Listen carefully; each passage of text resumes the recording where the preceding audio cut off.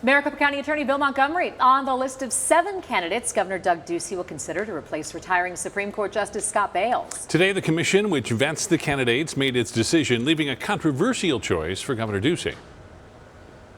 The county attorney was the 8th of 9 candidates interviewed. He is by far the most polarizing.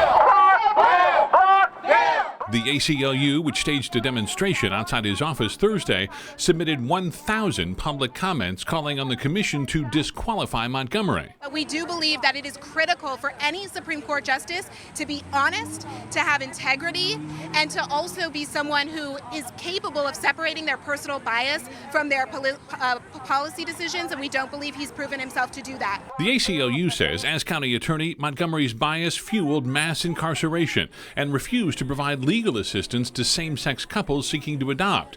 During his interview, Montgomery was asked if a judge should express his views. I think any freedom to express views is going to be limited by the law that is applicable to the case or controversy before them. Montgomery received 10 out of a possible 13 votes. Governor Ducey has 60 days to appoint a replacement for retiring Justice Scott Bales. The court begins its fall session in September. As we mentioned, Montgomery by far the most controversial candidate, with people publicly protesting him.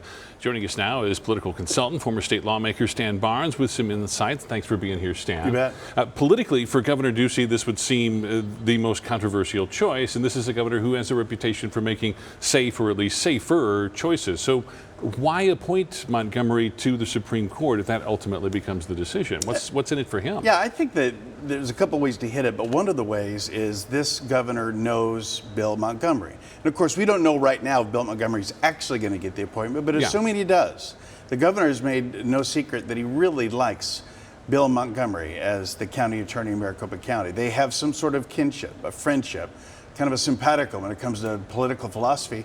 He probably doesn't know the other candidates that well. So maybe you can't fault him for wanting to go with a guy he actually knows. This is a process which is not supposed to be political at all. I mean, the governor is supposed to pick from a list of merit commission-based candidates, yet the governor also appoints some of the members of that commission, recently replaced 4 of them, no Democrats in that group.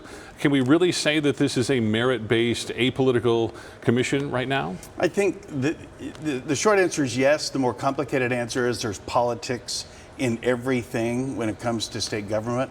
But the political scale, this is lower than the other things. This is not the legislature, it's not the governor, it's the third branch. There are human beings there, and you can't box the whole system as somehow owned by or in one direction. But as you say, it is political, and there are angles at which people are trying to get other people moved to the head of the line.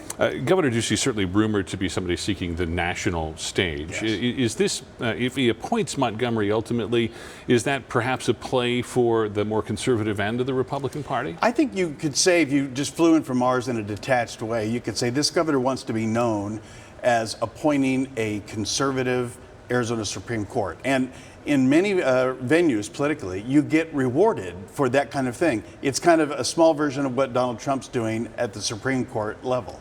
Stan Barnes, thanks for being with us. Appreciate your time.